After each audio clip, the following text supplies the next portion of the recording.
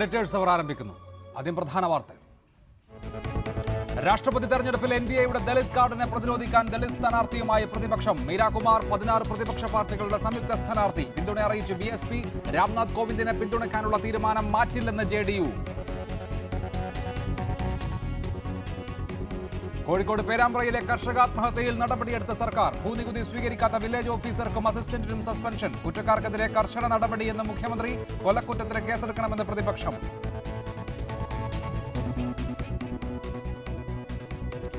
കുച്ചുവിലങ്ങിട്ടുവെന്നാരോപിച്ച് DGP Senkumar സർക്കാരിനെതിരെ വീണ്ടും supreme കോടതിയിലേക്ക്. ADGP ടോമിൻ ജെ തച്ചങ്കരിക്കെതിരായ കേസുകളുടെ വിവരം നൽകാത്തതിന് സർക്കാരിന് ഹൈക്കോടതിയുടെ വിമർശനം.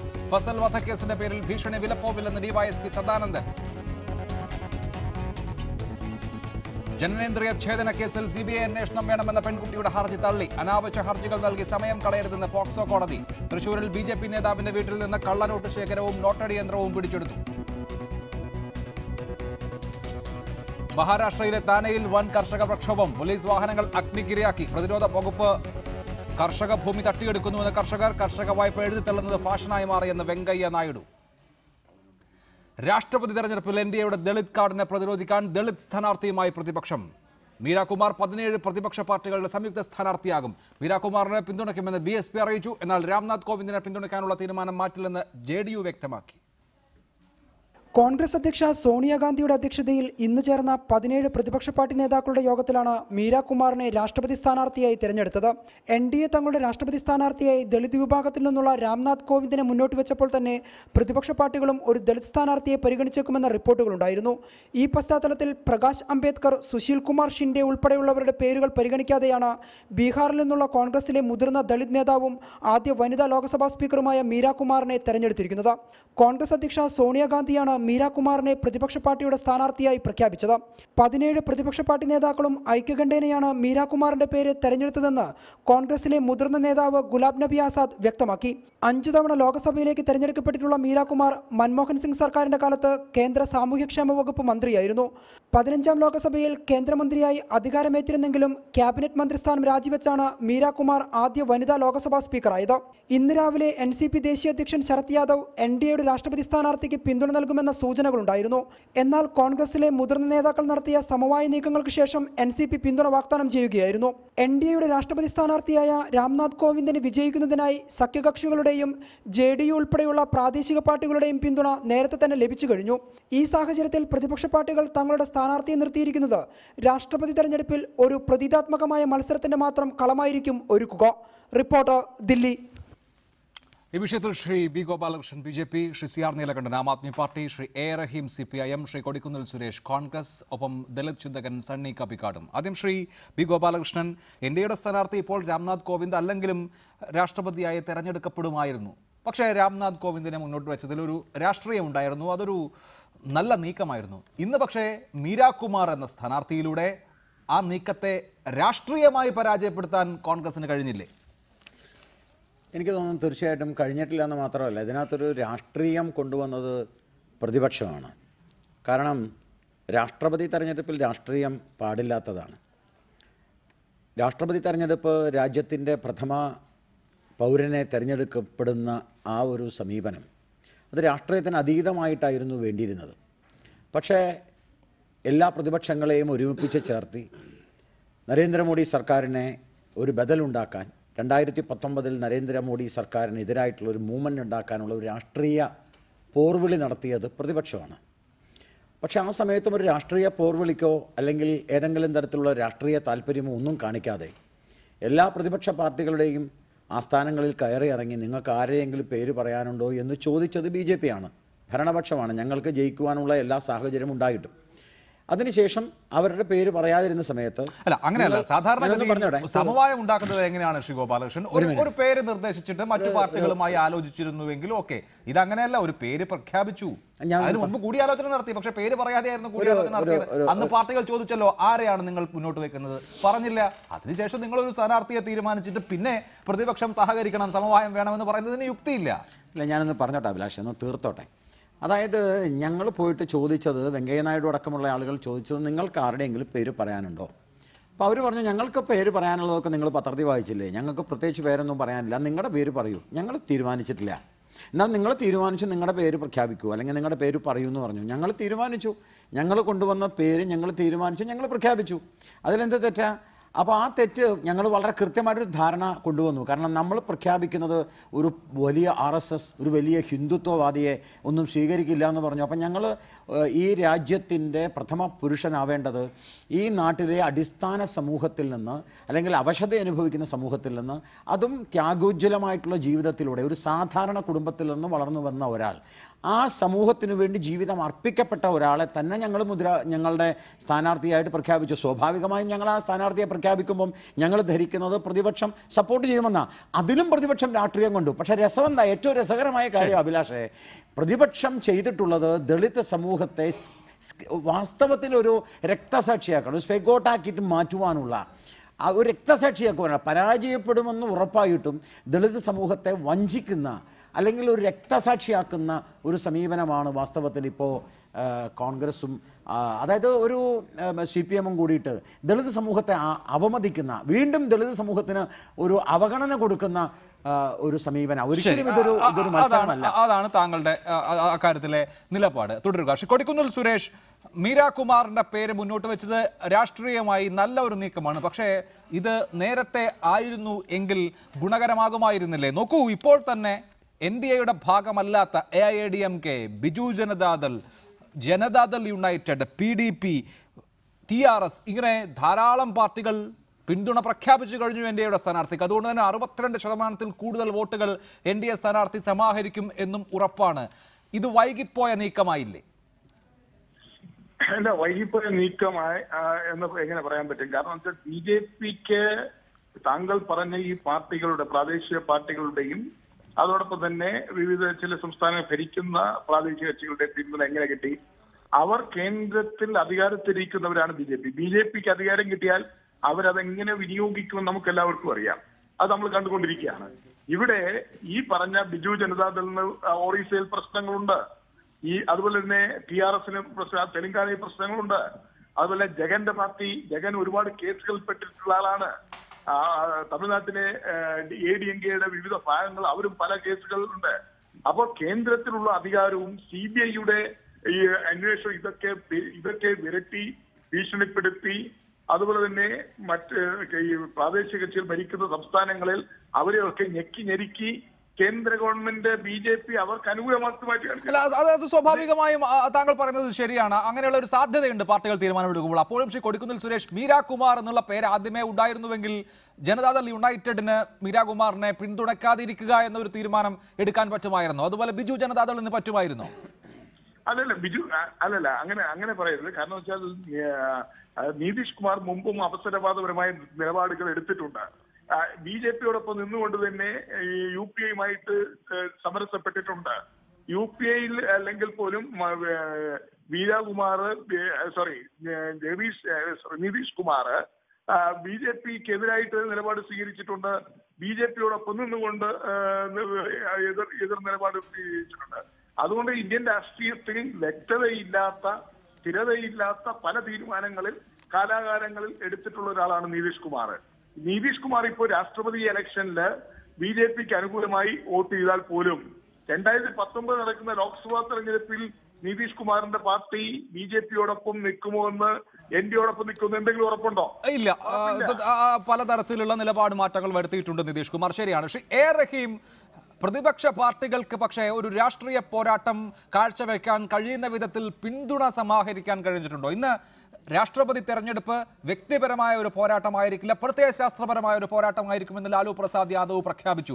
അതിനെ അങ്ങനെ ആക്കാൻ ശ്രമിച്ചിരുന്നു. CPIM അതിൽ കാര്യമായ പങ്ക് വഹിക്കുകയും ചെയ്തിരുന്നു. പക്ഷേ BJP ആദ്യമേ തന്നെ രാംനാഥ് കോവിന്ദ് എന്ന പേര് മുന്നോട്ട് വെച്ചതോടുകൂടി ആ രാഷ്ട്രീയ പോരാട്ടത്തിന്റെ മുന അല്പം വളഞ്ഞു പോയില്ലേ?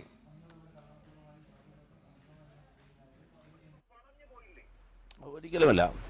രാംനാഥ് കോവിന്ദ് എന്ന് പറയുന്നത് ലക്ഷണമൊത്തൊരു RSSകാരനാണ്.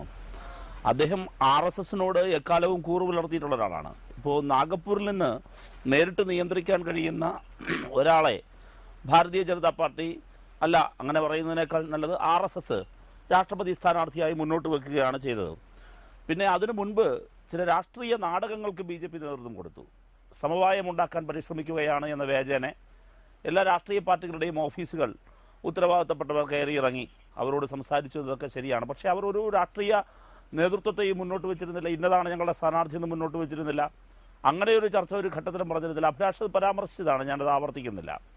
രാംനാഥ് കോവിന്ദിൽ അവർ കാണുന്നത് മേന്മ.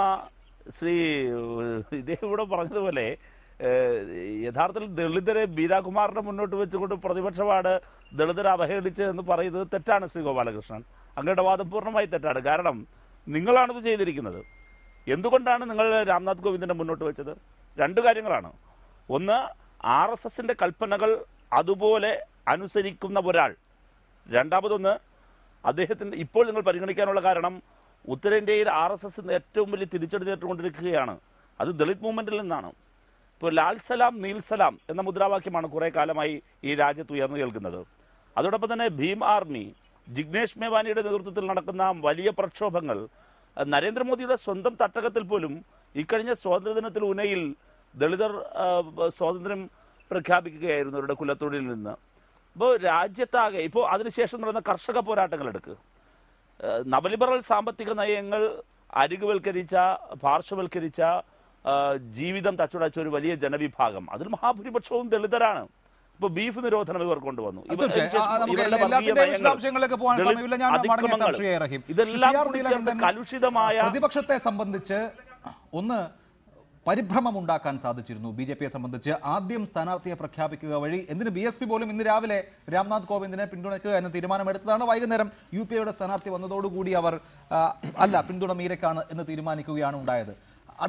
അതിനൊക്കെ അപ്പുറത്ത് ഒരു നല്ല നീക്കം ഇവിടെ BJPയെ സംബന്ധിച്ച്, NDAയെ സംബന്ധിച്ച് നടത്താൻ കഴിയുകയും അതുവഴി പ്രതിപക്ഷ കക്ഷികളിൽ ആകപ്പാടെ ഒരു അമ്പരപ്പും ആശയക്കുഴപ്പവും ഉണ്ടാക്കാൻ കഴിയുകയും ചെയ്തു എന്നുള്ളതല്ല ഇതിൻ്റെ ആകത്തുക. അല്ല, തന്ത്രപരമായി BJP ഒരടി മുമ്പിൽ നിന്നു എന്നുള്ള കാര്യം സത്യമാണ്. കാരണം അവർ പക്ഷേ കളിച്ചു. ഇപ്പം നേരത്തെ പറഞ്ഞതുപോലെ സമവായ ചർച്ചയ്ക്ക് ചെല്ലുകയാണെങ്കിൽ ആരാണ് ഞങ്ങളുടെ സ്ഥാനാർത്ഥി എന്ന് പബ്ലിക്കായി പ്രഖ്യാപിക്കാതെ ഒരു സമവായത്തിൽ ഇത് രണ്ട് പേരുകളുണ്ട്, നമുക്ക് ഏതാണ് എന്നാണ് ചർച്ച ചെയ്യേണ്ടത്. BJP സമവായം നടത്തിയതിലൊന്നും പ്രത്യേകിച്ച് ഒരു അർത്ഥമില്ല, അതൊരു തന്ത്രമായിരുന്നു. പക്ഷേ ഇവിടെ ഞാൻ കാണുന്നതിൽ ഈ പറയാത്തൊരു കാര്യമുണ്ട്. രണ്ട് ദളിത് സ്ഥാനാർത്ഥികൾ ഇതിൽ ഏറ്റുമുട്ടുന്നു. ഇതെന്തുകൊണ്ടാണ് ഉണ്ടായിരുന്നത്? ഇന്ത്യയിൽ ആദ്യമായി ഒരു ദളിത് മൂവ്മെൻറ്റ് പൊളിറ്റിക്കലാവുന്ന വലിയ കാഴ്ച കാണുക. അത് ഉന്നയിലാണെങ്കിലും ഗുജറാത്തിലാണെങ്കിലും രോഹിത് വെമുലയിലാണെങ്കിലും JNUവിലാണെങ്കിലും ഇവിടെ നിലനിന്ന രാഷ്ട്രീയ പാർട്ടികൾക്ക് അപ്പുറത്ത് വലിയൊരു ദളിത് മൂവ്മെൻറ്റ്. കാരണം ഇന്ത്യയിലെ വളരെ ജനവിഭാഗം അവരുടെ രാഷ്ട്രീയം മുമ്പോട്ട് വെച്ചു.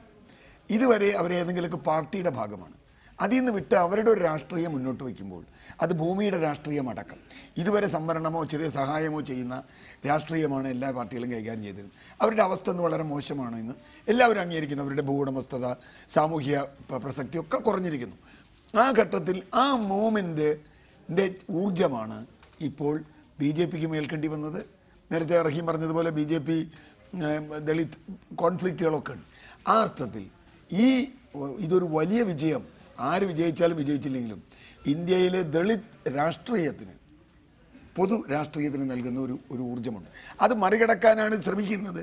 പക്ഷേ അത് എളുപ്പം മറികടക്കാനാവില്ല. കാരണം ഈ രാഷ്ട്രീയ പാർട്ടികൾക്കൊന്നും ദളിത് വിഭാഗം ഇന്ന് ഉന്നയിക്കുന്ന ഒരു പ്രശ്നവും പരിഹരിക്കാൻ പറ്റും. ശരി, അതാണ് അതിന്റെ രാഷ്ട്രീയം താങ്കൾ കാണുന്നത്. ശ്രീ സണ്ണി എം കബിക്കാട് ഇവിടെ സൂചിപ്പിച്ചതുപോലെ രാജ്യത്തൊരു ദളിത് രാഷ്ട്രീയ മുന്നേറ്റത്തിന്റെ സൂചനകൾ പലയിടങ്ങളിൽ നിന്ന്, ഉത്തരേന്ത്യയിൽ നിന്ന് കാണുന്നുണ്ട്.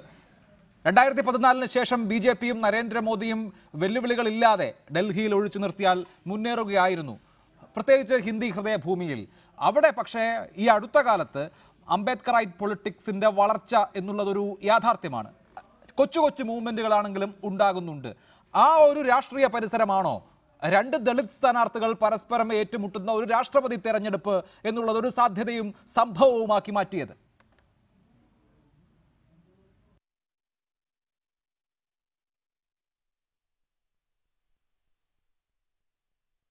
രാഷ്ട്രീയ സമൂഹം, അത് BJP ആയാലും കോൺഗ്രസ് ആയാലും മാർക്സിസ്റ്റ് പാർട്ടി ആയാലും ഏത് പാർട്ടിയായാലും, ഇന്ത്യയിലെ രാഷ്ട്രീയ സമൂഹം എങ്ങനെയാണ് ഈ ദലിത് സമുദായത്തെ കാണുന്നത് എന്നതിൻ്റെ ഒരു വ്യക്തമായ ദൃഷ്ടാന്തമാണ് ഇപ്പോൾ നടക്കുന്ന രാഷ്ട്രീയ സംഭവവികാസങ്ങൾ എന്നാണ് ഞാൻ മനസ്സിലാക്കുന്നത്. അതിനകത്തൊരു കാര്യം, ഈ പറയുന്ന രണ്ട് സ്ഥാനാർത്ഥികളും, അതായത് രാംനാഥ് കോവിന്ദോ അല്ലെങ്കിൽ മീരാകുമാറോ ഇന്ത്യയുടെ രാഷ്ട്രപതിയാകാൻ വ്യക്തികളെന്ന നിലക്ക് യോഗ്യരാണ് എന്ന് വിചാരിക്കുന്ന ഒരാളാണ് ഞാൻ. എന്നാൽ നമ്മൾ ചർച്ച ചെയ്യുന്നത് അവരുടെ യോഗ്യതയെക്കുറിച്ചോ ഇന്ത്യൻ പ്രസിഡന്റ്ഷിപ്പിനെ സംബന്ധിച്ചോ അല്ല, മറിച്ച് ഇതുമായി ബന്ധപ്പെട്ട് രാഷ്ട്രീയ കക്ഷികളുടെ അവകാശവാദങ്ങളാണ് യഥാർത്ഥത്തിൽ ചർച്ചയായിരിക്കുന്നത്. ഇക്കാര്യമാണ് വളരെ ഗൗരവമായി നാം എടുക്കേണ്ടത്. ഞാൻ പറയുന്നൊരു കാര്യം, BJP രാംനാഥ് കോവിന്ദിനെ സ്ഥാനാർത്ഥിയായി നിശ്ചയിക്കുമ്പോൾ ഇന്ത്യയിലെ പ്രതിപക്ഷത്തെ രാഷ്ട്രീയമായി അസ്തമിപ്പിക്കാൻ കഴിഞ്ഞത് എന്തുകൊണ്ട് എന്നതാണ് ചർച്ച ചെയ്യേണ്ടത്. നമ്മൾ ചർച്ച ചെയ്യുന്നത് പ്രതിപക്ഷം രാഷ്ട്രീയമായി അപ്രസക്തമായെന്നാണ്. എന്തുകൊണ്ടായിരിക്കാം പ്രതിപക്ഷം രാഷ്ട്രീയമായി അസ്തമിക്കപ്പെട്ടു പോയത്?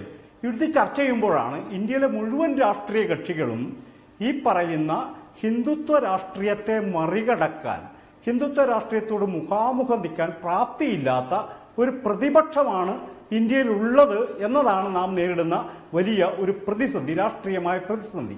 ഇതിനകത്ത് BJP സംഘപരിവാർ ശക്തികളെ മുഖാമുഖം നിൽക്കുന്ന സാമൂഹികമായ മുന്നേറ്റം രൂപപ്പെടുന്നത് ദളിതർക്കിടയിൽ നിന്നാണ് എന്നതാണ് ചരിത്രപരമായി പ്രസക്തമായൊരു കാര്യം. ഇതിനെ മറികടന്ന് പോകുവാൻ ഈ ജനവിഭാഗത്തെ പ്ലീസ് ചെയ്യുക എന്നത് BJPയുടെ ഒരു തന്ത്രമാണ്. ഇത് BJP മാത്രമല്ല, കോൺഗ്രസ് അടക്കം, ദേശീയ പ്രസ്ഥാനമടക്കം ദീർഘകാലമായി ദളിതരെ വഞ്ചിച്ചുകൊണ്ടിരിക്കുന്നതിൻ്റെ പുതിയൊരു നാടകമാണ് ഇപ്പോൾ ഇന്ത്യ രാഷ്ട്രം കണ്ടുകൊണ്ടിരിക്കുന്നത് എന്ന് തന്നെയാണ് ഞാൻ മനസ്സിലാക്കുന്നത്. ഞാൻ പറയുന്നത് ഡോക്ടർ BR അംബേദ്കർ ദളിതരുടെ സ്വയം പ്രതിനിധാനത്തിന് വേണ്ടി നിലനിന്നപ്പോൾ അദ്ദേഹത്തിനെതിരെ ജഗജീവൻ റാമിനെ പോലൊരു നേതാവിനെ സൃഷ്ടിച്ചുകൊണ്ടാണ് ദേശീയ പ്രസ്ഥാനം ഡോക്ടർ അംബേദ്കറെ പരാജയപ്പെടുത്തിയത് എന്നത് ഇന്ത്യയുടെ ചരിത്രമാണ്. ഇതുപോലെ ദളിതർക്കിടയിൽ നിന്ന് പുതിയ മൂവ്മെന്റ് ഉണ്ടാകുമ്പോൾ രാഷ്ട്രീയ സമൂഹം പുതിയ ചില കഥാപാത്രങ്ങൾ രംഗത്ത് കൊണ്ടുവന്ന് അതിനെ പരാജയപ്പെടുത്തുന്ന പുതിയൊരു വിദ്യയായിട്ടാണ് നാം ഇത് മനസ്സിലാക്കേണ്ടത്. ഇത് വളരെ ഗൗരവമായി. ശരി, അതാണ് താങ്കളുടെ പോയിന്റ് ശ്രീ B. ഗോപാലകൃഷ്ണൻ. 2-3 കക്ഷികളുടെ സമവായമോ പിന്തുണയോ കിട്ടാൻ വേണ്ടിയിട്ടല്ല രാംനാഥ് കോവിന്ദ് എന്ന ഒരു സ്ഥാനാർത്ഥി ഉണ്ടാകുന്നത് എന്നാണ് ഇവിടെ ചൂണ്ടിക്കാണിക്കുന്നത്. BJPയെ ഏതെങ്കിലും അർത്ഥത്തിൽ പരിഭ്രമിപ്പിക്കുന്നത് ഇന്ത്യയുടെ വിവിധ ഭാഗങ്ങളിൽ ഉയർന്നു വരുന്ന അംബേദ്കറൈറ്റ് മൂവ്മെന്റുകളാണ്. അത് കൃത്യമായി അതിൻ്റെ രാഷ്ട്രീയം കൃത്യമായി മനസ്സിലാക്കിക്കൊണ്ട് അത് ഇങ്ങനെ പോയാൽ ഹിന്ദുത്വ രാഷ്ട്രീയത്തിന് ഒരു കൗണ്ടർ അതായിരിക്കുമെന്ന ഒരു മുൻകാഴ്ച ഉള്ളതുകൊണ്ടായിരിക്കുമല്ലോ ഇപ്പോൾ ഇങ്ങനൊരു രാഷ്ട്രീയം. അഭിലാഷേ, BJP എന്ന് പറയുന്നത് ഒരു രാഷ്ട്രീയ പ്രസ്ഥാനമാണ്. ആ രാഷ്ട്രീയ പ്രസ്ഥാനം ഇന്ത്യ ഭരിക്കാൻ തന്നെയാണ് ഞങ്ങൾ പ്രവർത്തിച്ചുകൊണ്ടിരിക്കുന്നത്. രാഷ്ട്രീയ പ്രസ്ഥാനത്തിന് രാഷ്ട്രീയം ഉണ്ടാവും, അതിന് സ്ട്രാറ്റജിക്കലായിട്ടുള്ള പല ഡിസിഷൻസ് ഉണ്ടാവും. അത് ഇടതുപക്ഷത്തിനും കോൺഗ്രസിനും മാത്രമേ പാടുള്ളൂ, BJPക്ക് പാടില്ല, അങ്ങനെയൊന്നുമില്ല. പക്ഷേ BJPയെ സംബന്ധിച്ചിടത്തോളം BJP സണ്ണി കബിക്കാട് പറഞ്ഞതുപോലെയോ അല്ലെങ്കിൽ എൻ്റെ സുഹൃത്ത് നീലകണ്ഠൻ പറഞ്ഞ പോലെയല്ല. BJP എല്ലാ കാലഘട്ടത്തിലും ഒരു ദളിത് ഉത്തേജനത്തിനും ദളിത് മുന്നേറ്റത്തിനും ശ്രമിച്ചിട്ടുള്ള പാർട്ടിയാണ്. ഞാനതിൻ്റെ കാരണം പറയാം, തിരക്ക് പിടിക്കൽ 1 മിനിറ്റ് കൊണ്ട് ഞാൻ പറയാം. ഇപ്പോൾ നേരത്തെ പല ആൾക്കാർ സൂചിപ്പിച്ചു, CPMൻ്റെ കമ്മ്യൂണിസ്റ്റ് പാർട്ടിയുടെ പോളിറ്റ് ബ്യൂറോയിൽ പോലും ഒരു ദളിതനില്ല. അതേസമയത്ത് ഭാരതീയ ജനതാ പാർട്ടി ഇന്ത്യയിൽ ഏതാണ്ട് 66 സീറ്റാണ് ഇന്ത്യൻ പാർലമെന്റിൽ ദളിതർക്ക് വേണ്ടി അവർണർക്ക് വേണ്ടി ഉണ്ട്. ഞാൻ എത്രയോ പറഞ്ഞു, എത്ര ആൾക്കാരുടെ പേര് നിങ്ങൾക്ക് വേണം ഞാൻ പറഞ്ഞുതരാം. ഒരൊറ്റ സെക്കൻഡ്. ഇന്ത്യയുടെ ഞാൻ ഈ പോയിന്റും തീർത്തോട്ടെ. ഇന്ത്യയിലെ 66 ഇന്ത്യൻ പാർലമെന്റിൽ 66 സീറ്റാണ്. ഈ 66 സീറ്റ് അവർണ വിഭാഗത്തിൽപ്പെട്ട അല്ലെങ്കിൽ ദളിത് വിഭാഗത്തിൽപ്പെട്ട സംവരണ സീറ്റുകളിൽ 40 സീറ്റുകളിൽ ഇന്ന് ഇന്ത്യൻ പാർലമെന്റിൽ BJP ആണ്. മാത്രമല്ല UPയിൽ 304 സീറ്റാണ്. ആ 304 സീറ്റ് ദളിത് വിഭാഗത്തിന് പ്രാതിനിധ്യമുള്ളതാണ്. ആ 304 സീറ്റുകളിൽ ബഹുഭൂരിപക്ഷം ജയിപ്പിച്ചു കൊണ്ടുവന്നത് BJP കൊണ്ടുവന്നത് ദളിത് സമൂഹത്തെയാണ്. നിങ്ങൾ ഉനയുടെ കാര്യം പറഞ്ഞു, ഉനയിൽ ജയിച്ചതാരാ? ഞാൻ പല സ്ഥലത്തെ സമരങ്ങളുണ്ടാവുന്നു, ഇത് പക്ഷെ അവിടെയൊക്കെ ജയിക്കുന്നത് ഭാരതീയ ജനതാ പാർട്ടിയാണ്. കാരണം എന്താ? അടിച്ചമർത്തിയിട്ടല്ല, ഈ നാട്ടിലെ സാധാരണ ജനങ്ങളെ വളർത്തിക്കൊണ്ടുവരാനും ഉയർത്തിക്കൊണ്ടുവരാനും ശ്രമിച്ച ഒരു പ്രസ്ഥാനമാണ്. ഒരു പിന്നോക്കക്കാരനാണ് ഇന്ത്യയുടെ പ്രധാനമന്ത്രി, നിങ്ങൾ അംഗീകരിച്ചാലും ഇല്ലേലും. അതുകൊണ്ടൊരു ദളിതൻ എന്ന് പറയുന്ന ഒരു ദളിത് സമൂഹത്തിൽപ്പെട്ട ഒരാൾ ഇന്ത്യയുടെ പ്രസിഡന്റ് ആവണമെന്ന് പ്രധാനമന്ത്രിക്ക് താല്പര്യമുണ്ടായിരുന്നു. മീരാകുമാരിയുടെ പേര് ആദ്യം പറഞ്ഞിരുന്നെങ്കിൽ ഒരുപക്ഷെ ഞങ്ങൾ അംഗീകരിച്ചാനേ. എനിക്ക് തോന്നുന്നു അതാണ്. കാരണം ഒരു ദളിത് സമൂഹം, ഒരു ദളിത് മുഖം ഉണ്ടാവണം എന്ന് പ്രധാനമന്ത്രി ആഗ്രഹിച്ചു. പ്രധാനമന്ത്രി അങ്ങനെ ആഗ്രഹിക്കാനുള്ള രാഷ്ട്രീയ കാലാവസ്ഥയെക്കുറിച്ചാണ് ശ്രീ ഗോപാലകൃഷ്ണൻ ഞാൻ ചോദിക്കുന്നത്. പക്ഷേ ഈ പറയുന്ന ദളിത് മൂവ്മെന്റുകൾ നേരിട്ട് ഏറ്റുമുട്ടുന്നത് മറ്റു പാർട്ടികളോടല്ല, BJP-യോടാണ്. സഹറാൻപൂരിൽ ആരോടാണ് ഏറ്റുമുട്ടുന്നത്? ദളിത് മൂവ്മെന്റ് ആരോടാണ് ഏറ്റുമുട്ടുന്നത്? ഉനയിൽ ആരോടാണ് ഏറ്റുമുട്ടുന്നത്? മദ്രാസ് IIT-യിൽ ആരോടാണ് ഏറ്റുമുട്ടിയത്? ഹൈദരാബാദ് സെൻട്രൽ യൂണിവേഴ്സിറ്റിയിൽ ആരോടാണ് ഏറ്റുമുട്ടിയത്? മറുവശത്ത് BJP-യാണ്. അപ്പോ അങ്ങനെ തളർത്തുക, കായികമായി തളർത്തുക എന്നുള്ളതിനേക്കാളും അവരെ വിശ്വാസത്തിലെടുത്തുകൊണ്ട്, അല്ലെങ്കിൽ ഇപ്പോൾ സൂചിപ്പിച്ചത് സണ്ണി കബിക്കാട് സൂചിപ്പിച്ചതുപോലെ അതിന് തകർക്കാനാണ് അഭിലാഷ്. ഒരു കാര്യം മനസ്സിലാക്കുക, നിങ്ങൾ ദളിത് സമൂഹത്തിന് വേണ്ടി എന്ത് ചെയ്താലും നീലകണ്ഠനും സണ്ണി കബിക്കാടും BJP-ക്ക് എതിരെ പറയുള്ളൂ. അത് അവരുടെ രാഷ്ട്രീയമാണ്. ഉനയിലായാലും സോഹൻപൂരിലായാലും അവിടെ BJP വിരുദ്ധ രാഷ്ട്രീയം കൊണ്ടുവരാൻ ശ്രമിച്ചു. പക്ഷെ എൻ്റെ തിരിച്ചുള്ള ചോദ്യം, ഈ സോഹൻപൂരിലും ഈ ഉനയിലും ആര് ജയിച്ചത്?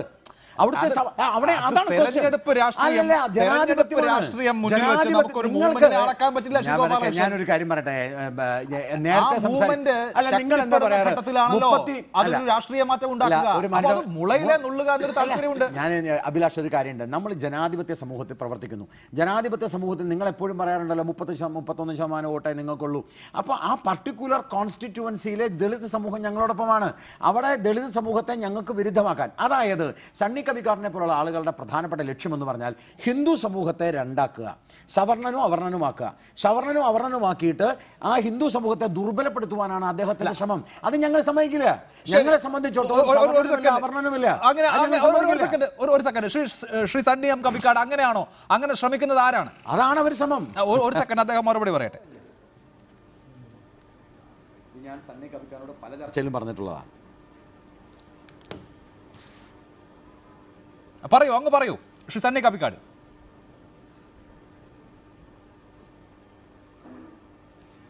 അല്ല, ഇപ്പം ഞാനൊക്കെ ശ്രമിച്ചിട്ട് ഇന്ത്യയിൽ സവർണനെയും അവർണനും ഉണ്ടാക്കുന്നു എന്നൊക്കെ ഗോപാലകൃഷ്ണൻ പറയുന്നത് എത്ര യുക്തിരഹിതമായ കാര്യമാണ്. നൂറ്റാണ്ടുകളായി നിലനിൽക്കുന്ന വളരെ കൃത്യമായൊരു വിഭജനമാണത്. ആ വിഭജനം ഇല്ലാതാക്കാനാണ് ശ്രമിക്കേണ്ടത്. ഒരു സെക്കൻഡ്, അദ്ദേഹം പറയട്ടെ. കൃത്യമായൊരു വിഭജനമാണ്, അതിവിടെ നിലവിലുള്ളതാണ്. ഇപ്പം ഞാൻ ശ്രമിച്ചാൽ പറഞ്ഞോളൂ. ഞാൻ ശ്രമിച്ചോ ഇല്ലയോ എന്നുള്ളതല്ല, എന്നെപ്പോലെ ഒരാൾ ശ്രമിച്ചാൽ ഇന്ത്യൻ സമൂഹത്തെ സവർണവും അവർണവും വിഭജിക്കാൻ കഴിയുമോ? എന്താണ് ഈ പറഞ്ഞത്? ഇതല്ല ഞാൻ പറയുന്നത്. ദിറ്റ് ഈസ് എ സോഷ്യൽ റിയാലിറ്റി. അതൊരു സാമൂഹിക യാഥാർത്ഥ്യമാണ്. നമ്മളത് കാണണം. പോലൊരു മൂവ്മെന്റ് രൂപം കൊള്ളുമ്പോൾ പോയിന്റ് വന്നില്ല. താങ്കൾ പറഞ്ഞുകൊണ്ട് പോയിന്റ് വരില്ല. താങ്കൾ പൂർത്തീകരിക്കും. അദ്ദേഹത്തിന്റെ പോയിന്റ് പറഞ്ഞേ ഉള്ളൂ. അത് സവർണനും അവർണനും ഇല്ലാതാക്കണം. അതാണ് സണ്ണി കബിക്കാടും നീലകണ്ഠനും ഒക്കെ ചെയ്യേണ്ടത്. അല്ലല്ല, ഞാൻ പറഞ്ഞൊരു കാര്യം, ഇത് ഞാനാണ് സൃഷ്ടിക്കുന്നത്. നിങ്ങൾ അതിനെ ഉത്തേജിപ്പിക്കുന്നു. ഞാനോ നിങ്ങൾ ഉണ്ടാക്കിയതല്ല, അത് നമ്മുടെ നാട്ടിലുണ്ടായിരുന്നു. ഇത് ഒരു വളരെ കാൽക്കുലേറ്റഡ് ആയിട്ടുള്ള രാഷ്ട്രീയ നീക്കമാണ്. അത് വിജയിക്കുമോ ഇല്ലയോ, ഞാൻ പറയുന്നില്ലേ, ആ ഒരു പ്രസ്ഥാനത്തെ നുള്ളിക്കളയാൻ സാധിക്കുമോ ഇല്ലയോ എന്നുള്ളതാണ് പ്രശ്നം. അല്ല, ഒരു കാര്യം ഉറപ്പാണ്. ഇപ്പോൾ ഗോപാലകൃഷ്ണൻ പറഞ്ഞു, ആ ഡോക്ടർ അംബേദ്കർ എന്നൊരാളെ പറ്റി ഗോപാലകൃഷ്ണൻ എന്തെങ്കിലും കേട്ടിട്ടുണ്ടോ? ഡോക്ടർ അംബേദ്കർ ഇന്ത്യയുടെ ഭരണഘടന ഉണ്ടാക്കിയ ആളാണ്. അദ്ദേഹം ഇന്ത്യയെ വിഭജിക്കാനോ ആളുകളെ നശിപ്പിക്കാനോ ഒന്നും വിചാരിച്ച ആളല്ല. കൃത്യമായി അദ്ദേഹം ഇന്ത്യയിലെ രാഷ്ട്രീയ സാമൂഹിക യാഥാർത്ഥ്യങ്ങളെ വിലയിരുത്തിയിട്ടുണ്ട്. ഒന്ന്. ഇനി BJP-യോ കോൺഗ്രസ്സോ, ഞാൻ ആദ്യം പറഞ്ഞു, ഏതെങ്കിലും ഒരാളെ പാരൻ്റലായി ഒരു രക്ഷാകർത്താവ് എന്നുള്ള നിലയ്ക്ക് ദളിത് സമൂഹത്തെ മെച്ചപ്പെടുത്തും എന്ന് വിശ്വസിക്കാനുള്ള ഒരു സാമൂഹിക യാഥാർത്ഥ്യവും ഒരു അനുഭവ യാഥാർത്ഥ്യവും നമ്മുടെ മുമ്പിൽ ഇല്ല. അതുകൊണ്ട് ഇപ്പം മീരാകുമാർ വന്നാലും ഗോവിന്ദ് വന്നാലും ദളിത് സമൂഹത്തിൽ വലിയ എന്തെങ്കിലും ചലനം ഉണ്ടാകുമെന്നില്ല. മറിച്ച് അവിടെയാണ് പ്രശ്നം. ഇതൊരു രക്ഷാകർത്തൃ രാഷ്ട്രീയമാണ്. നിങ്ങളെ ഞങ്ങൾ രക്ഷിച്ചോളാം, നിങ്ങൾ ഇരിക്കുക, അത് നിങ്ങളൊക്കെ ഞങ്ങൾ ഒന്നിച്ചാക്കി തരാം. അങ്ങനെ ഒന്നിച്ചാക്കാൻ കഴിയില്ലല്ലോ. കാരണം ഇന്ത്യയുടെ, അതാണ് സണ്ണി പറഞ്ഞൊരു കാര്യം, ഭൂ ഉടമസ്ഥതയിൽ, സമ്പത്തുടമസ്ഥതയിൽ, സാമൂഹ്യ പ്രസക്തിയിൽ, നിരവധി മറ്റ് അധികാരങ്ങളിൽ ഈ പറഞ്ഞ ഒരു MLA സംവരണ സീറ്റിൽ MLA വന്നു എന്നുള്ളതൊന്നും ദളിത് പ്രാതിനിധ്യമാണെന്നൊന്നും ഞാൻ പറയില്ല. കാരണം എന്താ വെച്ചാൽ അങ്ങനെയല്ല അത് റെപ്രസെന്റ് ചെയ്യപ്പെടുന്നത്. അതാണ് പ്രശ്നം. ശരി, തുടരുക. ശ്രീ A. റഹീം, ഇക്കാര്യത്തിൽ കണക്കുകൂട്ടലിന്റെ ഒരു പ്രശ്നമുണ്ട്. എന്താണ് നിങ്ങൾ മുന്നിൽ കണ്ടത്? ഉത്തർപ്രദേശിന്റെ മുഖ്യമന്ത്രിയെ തീരുമാനിച്ചതുമാതിരി ഒരു പ്രധാനപ്പെട്ട RSSന്റെ അല്ലെങ്കിൽ ഹിന്ദുത്വത്തിൻ്റെ മുഖം രാഷ്ട്രപതി തെരഞ്ഞെടുപ്പിലേക്ക് എത്തും. അതിപ്പോൾ മോഹൻ ഭഗവത് മുതൽ LK അദ്വാനിയോ മുരളി മനോഹർ ജോഷിയോ അല്ലെങ്കിൽ അങ്ങനെ ആരെങ്കിലും ഒക്കെ ആകുമെന്ന് പ്രതീക്ഷിച്ചു. അപ്പോൾ ഗോപാൽ ഗാന്ധിയെ മത്സരിപ്പിക്കാം എന്നൊരു ആലോചന അവിടെ ഉണ്ടാകുന്നു. അങ്ങനെയാണെങ്കിൽ ഇത് സംഘപരിവാർ വേഴ്സസ് മറ്റുള്ളവർ എന്നുള്ള തലത്തിൽ അല്ലെങ്കിൽ ഗാന്ധി വേഴ്സസ് ഗോഡ്സെ എന്നുള്ള തരത്തിൽ ഒരു വിശാലമായ ഒരു രാഷ്ട്രീയ പരിപ്രേക്ഷ്യത്തിലേക്ക് ഇതിനെ കൊണ്ടുപോകാം എന്ന് കണക്കുകൂട്ടിയെടുത്ത് പാളിപ്പോയി. BJP ഇങ്ങനെ ഒരു സ്ഥാനാർത്ഥിയെ അവതരിപ്പിച്ചേക്കാം എന്ന് മുൻകൂട്ടി കണ്ടിരുന്നു എങ്കിൽ പ്രതിപക്ഷ കക്ഷികളെ സംബന്ധിച്ച് ഇതിനേക്കാൾ നന്നായി ചെയ്യാമായിരുന്നില്ലേ?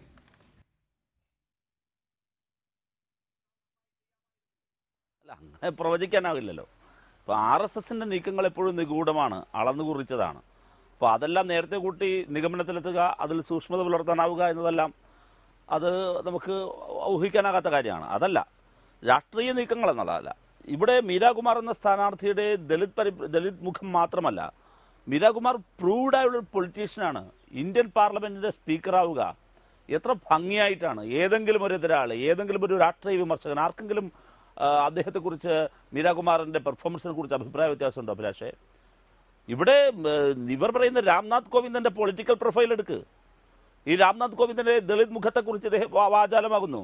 ഞാൻ ചോദിക്കട്ടെ, ഈ രാജ്യത്തെ ക്രിസ്ത്യാനികളും മുസ്ലിങ്ങളും അന്യഗ്രഹ ജീവികളാണെന്ന് പറഞ്ഞ മഹാനാണ്. അല്ല, അതൊരു തെറ്റായ റിപ്പോർട്ടായിരുന്നു ശ്രീ എ റഹീം. അത് ഹിന്ദുസ്ഥാൻ ടൈംസിന്റെ ഒരു റിപ്പോർട്ട് മിസ്കോട്ട് ചെയ്തതാണ്.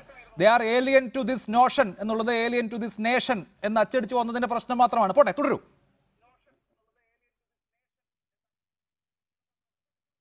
അല്ല, ഞാൻ പറയട്ടെ, ഇദ്ദേഹം പലപ്പോഴായി എടുത്തിട്ടുള്ള സമീപനങ്ങൾ RSSന്റെ ഇതിനെ സംബന്ധിച്ചുള്ള തർക്കമാണ് നിലനിൽക്കുന്നത്. അഭിലാഷി പറഞ്ഞതിന്റെ 2 വാദമുഖം നിലനിൽക്കുന്നുണ്ട്. ഞാനത് പിൻവലിക്കുന്നു, സമ്മതിച്ചു. നിങ്ങളുടെ ആ വാദമുഖത്തെ അംഗീകരിക്കുന്നു. RSSന്റെ ചിട്ടവട്ടങ്ങൾ അതുപോലെ പിന്തുടരുന്ന ഒരാൾ എന്നത് മാറ്റി നിർത്തിയാൽ രാംനാഥ് കോവിന്ദിന്റെ പൊളിറ്റിക്കൽ പ്രൊഫൈൽ, കരിയർ നിങ്ങൾ പറഞ്ഞതാ. എങ്ങനെയാണ്, എവിടെയാണ് അദ്ദേഹം പ്രൂവ് ചെയ്തത്? ഇപ്പൊ ഇദ്ദേഹം പറഞ്ഞല്ലോ, തിരഞ്ഞെടുപ്പിൽ പല സഹാരൻപൂരിൽ ആര് ജയിച്ചു, ഊനയിൽ ആര് ജയിച്ചു. അങ്ങനെയാണെങ്കിൽ ഈ രാംനാഥ് കോവിന്ദ് നിങ്ങളുടെ UPയിൽ ദയനീയമാംവിധം പരാജയപ്പെട്ട ആളല്ലേ? നിങ്ങൾ ഈ പറയുന്ന സ്ഥലങ്ങളിൽ ഉന്നയിൽ നടന്ന വിജയത്തെ നിങ്ങൾക്ക് അനുകൂലമാക്കുകയാണ് എങ്കിൽ ഈ രാംനാഥ് കോവിന്ദ് ഉത്തർപ്രദേശിൽ 2 തവണ പരാജയപ്പെട്ടു എന്ന് മാത്രമല്ല, 1 തവണ ദയനീയമാംവിധം 3ാം സ്ഥാനത്തായി പോയി. അദ്ദേഹത്തിന്റെ പൊളിറ്റിക്കൽ അച്ചീവ്മെന്റ് എന്താ? നിങ്ങൾ രാജ്യസഭയിലൂടെ അദ്ദേഹത്തെ പാർലമെന്റിൽ എത്തിച്ചു. അപ്പോൾ ഞാൻ അതൊരു മഹാപരാധമായി പറയുകയല്ല, പക്ഷെ നിങ്ങൾ ഈ പറഞ്ഞതുകൊണ്ട് ഞാൻ മറുപടി പറയുകയാണ് അവിടെ. അപ്പോൾ മീരാകുമാറിനെ ഇടതുപക്ഷം ഉൾപ്പെടെ പിന്തുണയ്ക്കുമ്പോൾ അത് ഒരു ദളിത് മുഖം എന്നതിനപ്പുറത്ത്, അതിനെല്ലാം അപ്പുറത്ത് വളരെ കൃത്യമായി അവരുടെ ഒരു പൊളിറ്റിക്കൽ കരിയർ.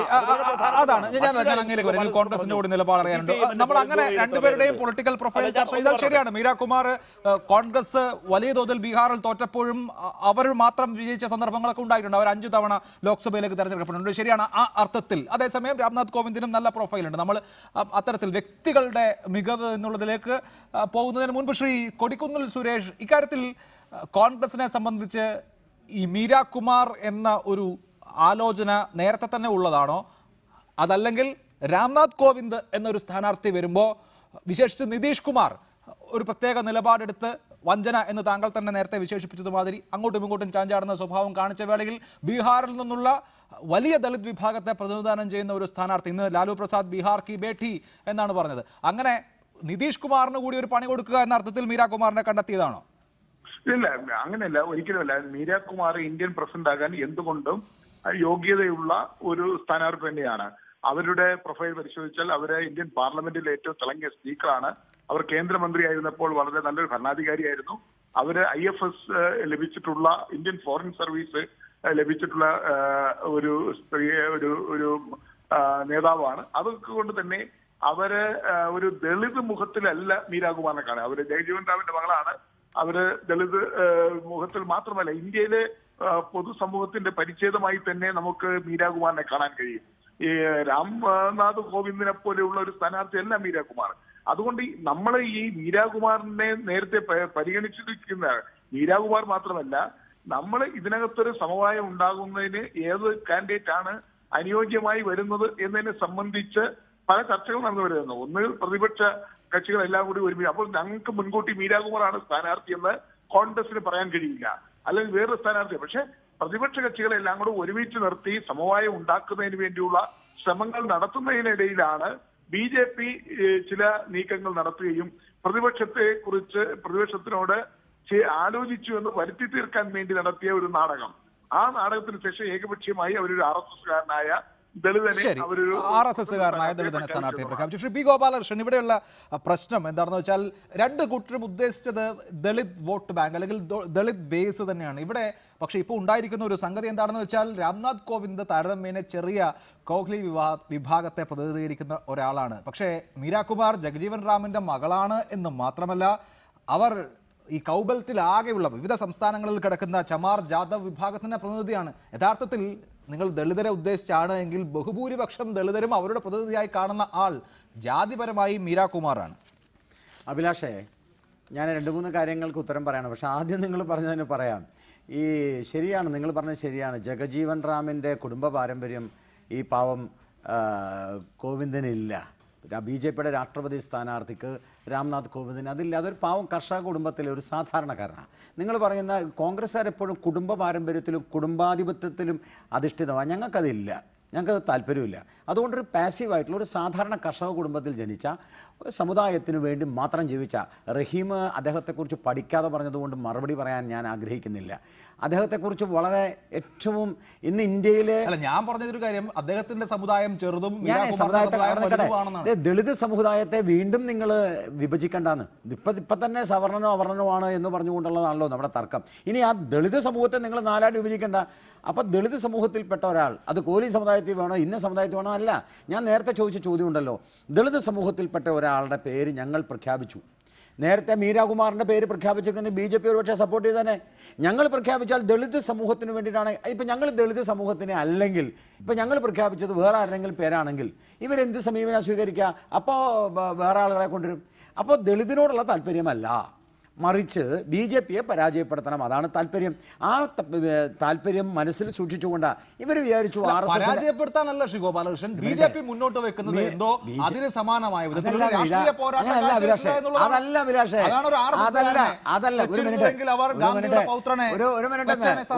ഒരു മിനിറ്റ് ഞാൻ പറഞ്ഞോട്ടെ. ഇവരാണല്ലോ രാഷ്ട്രീയം കണ്ടത്. അതായത് 2019 തെരഞ്ഞെടുപ്പ് തകർക്കുവാൻ വേണ്ടി BJPക്ക് എതിരായിട്ടുള്ള ബദലായ രാഷ്ട്രീയ നീക്കം ഉണ്ടാക്കാനുള്ള ശ്രമമുണ്ടായി. ഇപ്പം തന്നെ ഇദ്ദേഹം പറഞ്ഞില്ലേ, പ്രതിപക്ഷങ്ങളുടെ ഇടയിൽ ഭിന്നിപ്പായതുകൊണ്ട് ഞങ്ങൾക്കൊരു സ്ഥാനാർത്ഥിയെ കണ്ടെത്താൻ കഴിഞ്ഞില്ല. പറഞ്ഞത് കോൺഗ്രസിൻ്റെ പ്രതിനിധിയാണ്. അത് അവരുടെ കുഴപ്പം, നമ്മുടെ കുഴപ്പമല്ല. പിന്നെ RSS ബഹുമാനപ്പെട്ട മോഹൻ ഭഗവത് അദ്ദേഹത്തിനെ സ്ഥാനാർത്ഥിയാക്കുമെന്ന് ഇവർക്ക് RSS എന്ന് പറഞ്ഞാൽ എന്താണെന്ന് ഇവർ ഇപ്പോഴും മനസ്സിലാക്കിയിട്ടില്ല അഭിലാഷേ. RSS എന്ന് പറഞ്ഞാൽ മോഹൻ ഭഗവത് അദ്ദേഹം വിക്രമാദിത്യ സിംഹാസനമായിട്ട് ഞങ്ങൾ കാണുന്നതാണ്.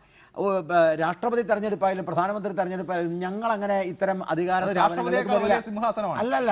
ഞങ്ങളുടെ പ്രസ്ഥാനത്തിന് രാഷ്ട്രപതിയായിട്ടോ പ്രധാനമന്ത്രിയായിട്ടോ അങ്ങനെയല്ല ഞങ്ങൾ കാണുന്നത്. ഞങ്ങളുടെ പ്രസ്ഥാനത്തിൻ്റെ കാഴ്ചപ്പാടെന്ന് പറഞ്ഞാൽ സാധാരണ കുടുംബത്തിലെ ആളുകളെ പ്രധാനമന്ത്രിയാക്കുക, സാധാരണ കുടുംബത്തിലെ ആളുകളെ രാഷ്ട്രപതിയാക്കുക. ഞങ്ങൾ അധികാരത്തിലേക്ക് വരാറില്ല. RSS അധികാരത്തിൻ്റെ 7 അയലോക്കത്തേക്ക് വരില്ല. സാധാരണ കുടുംബത്തിലെ ആളുകളെ ഈ പറയുന്ന വിക്രമാദിത്യ സിംഹാസനത്തിലേക്ക് വെക്കാത്തത് എന്താണ്? അങ്ങനെയാണല്ലോ ഞങ്ങളുടെ 92 വർഷമായി 1925 മുതൽ RSS ഉണ്ടല്ലോ. ഇതുവരെ ഒരു ദളിതനെ ഇപ്പൊ നിങ്ങൾ രാഷ്ട്രപതിയാക്കല്ലേ? ഒരു ദളിതനെ സർസംഘചാലകമായിട്ടുണ്ടോ? അല്ല, ഒരു ദളിതനെ സർസംഘചാലകമാക്കി പറഞ്ഞോട്ടെ. ഞാൻ പറഞ്ഞോട്ടെ, നിങ്ങൾ ഇടയിൽ കയറി പറഞ്ഞേ. ഞങ്ങളുടെ രാജേന്ദ്ര സിംഗ്ജി ഉണ്ട്. രാജേന്ദ്ര സിംഗ്ജി നിങ്ങൾ ഒരു മിനിറ്റ് പറഞ്ഞോട്ടെ. ഞങ്ങൾ സർസംഘചാലകായാലും ഞങ്ങൾ RSSന്റെ പ്രവർത്തനം. അതുകൊണ്ട് പറഞ്ഞു RSSന്റെ പ്രവർത്തനം എന്താ? അഭിലാഷ് ഒന്ന് പഠിക്ക്. നീലകണ്ഠനൊക്കെ RSSന്റെ പ്രവർത്തനത്തെ പഠിക്കണോ? ഞാനത് പറഞ്ഞതല്ലേ, രാഷ്ട്രപതി പദത്തിലേക്ക് ഒരു ദളിതനെ അയച്ചു, ഞങ്ങൾ പ്രധാനമന്ത്രി പദത്തിലേക്ക് ഒരു OBC കാരനെ അയച്ചു. സർസംഘചാലകന്റെ പദവി ഇതിനേക്കാൾ വലുതാണ്. ആ പദവിയിലേക്ക് ഒരു OBC കാരനെയോ ഒരു ദളിതനെ അയച്ചിട്ടുണ്ടോ? 92 വർഷം. 2 പോയിന്റ്. ഞാൻ സർസംഘചാലക പദവ് ഇതിനേക്കാൾ വലുതാന്നുള്ള വാക്ക് ഞാൻ ഉപയോഗിച്ചിട്ടില്ല. ഞാൻ ഉപയോഗിച്ചത് ഞങ്ങളുടെ പ്രസ്ഥാനത്തിന്റെ ആ ഒരു പദവി എന്ന് പറയുന്നത്.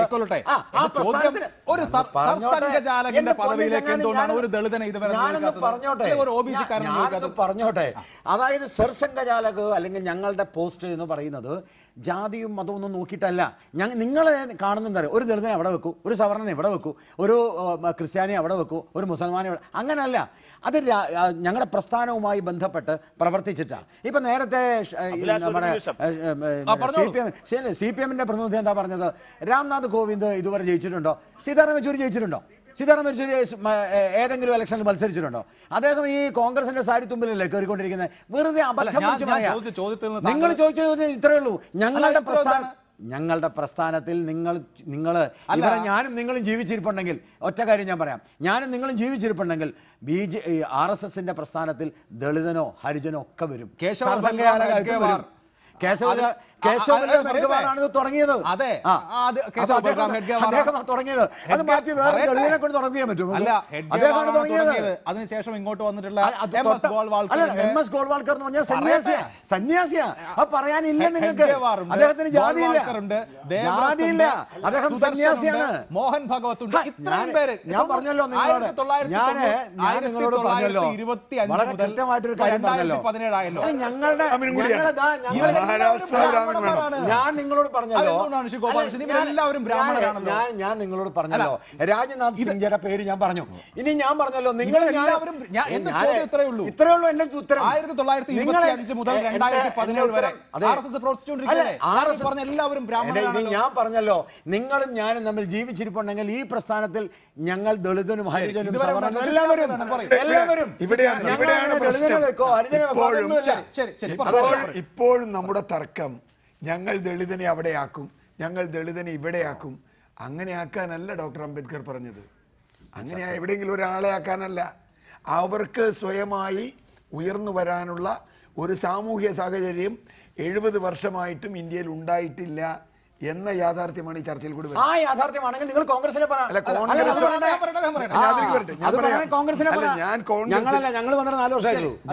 ഞങ്ങൾ ഇതിനു മുമ്പും ഭരിച്ചിട്ടുണ്ട്, പല സ്റ്റേറ്റിലും ഭരിച്ചിട്ടുണ്ട്.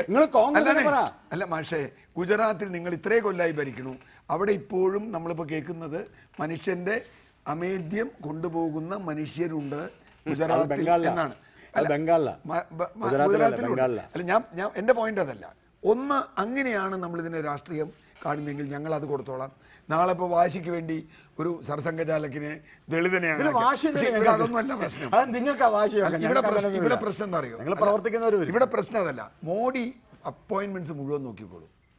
അദ്ദേഹത്തിന് നിയന്ത്രിക്കാവുന്ന അപ്പോയിന്റ്മെന്റ്സേ മോഡി ചെയ്തിട്ടുള്ളൂ. ഇവിടെയും അതെ, ഇപ്പോൾ അദ്വാനിയെ പോലെ ഒരാൾ, മുരളി മനോഹർ ജോഷിയെ പോലെ ഒരാൾ, RSS ആണെങ്കിലും എന്തേ വന്നില്ല? കാരണം മോഡിയെ ചോദ്യം ചെയ്യാത്ത ആൾ വേണം രാഷ്ട്രപതി ഭവൻ എന്ന് പറഞ്ഞാൽ ടോട്ടൽ കൺട്രോൾ മോഡിയുടെ കയ്യിൽ വരുന്ന ഒരു പോയിന്റ്, ഒരു സംഗതിയാണ് രാഷ്ട്രീയത്തിൽ രാംനാഥ് കോവിന്ദ്. ശരി, അതാണ്. ഒരു സെക്കൻഡ്, ശ്രീ സണ്ണി എം കപ്പിക്കാട്, ഇവിടെ BJPയുടെ രാഷ്ട്രീയവും ദളിത് രാഷ്ട്രീയവും തമ്മിലുള്ള ഏറ്റുമുട്ടൽ എന്ന ആ ഒരു പശ്ചാത്തലം എല്ലാ സമയത്തും ഉണ്ട് എങ്കിൽ ദളിതർക്ക് നല്ല കോൺസെൻട്രേഷനുള്ള മണ്ഡലങ്ങളിൽ BJPക്കാർ ജയിക്കില്ലല്ലോ. ഉത്തർപ്രദേശിൻ്റെ തെരഞ്ഞെടുപ്പാണ് നമ്മൾ ഏറ്റവും ഒടുവിൽ കണ്ടത്. റിസൾട്ട് വന്നപ്പോൾ എന്തായിരുന്നു എന്നറിയാം. ചിലയിടങ്ങളിൽ ഒരു ചന്ദ്രശേഖർ ആസാദോ ഒരു ജിഗ്നേഷ് മേവാനിയോ ഒക്കെ പ്രതിഷേധങ്ങൾ ഉണ്ടാക്കുന്നുണ്ട്, അതിന് ആളും കിട്ടുന്നുണ്ട്. അതുകൊണ്ട് BJPയും ദളിതരും അന്യോന്യം നിന്ന് ഫൈറ്റ് ചെയ്യുകയാണ്, രാഷ്ട്രീയമായ ഒരു പോരാട്ടം നടത്തുകയാണ്. ഇപ്പോൾ BJP ഇങ്ങനെ ഒരു ട്രംപ് കാർഡ് ഇറക്കിയത് കൊണ്ട് അതിന് ഒരു ശമനം വരുമെന്നൊക്കെ കരുതേണ്ടതുണ്ടോ?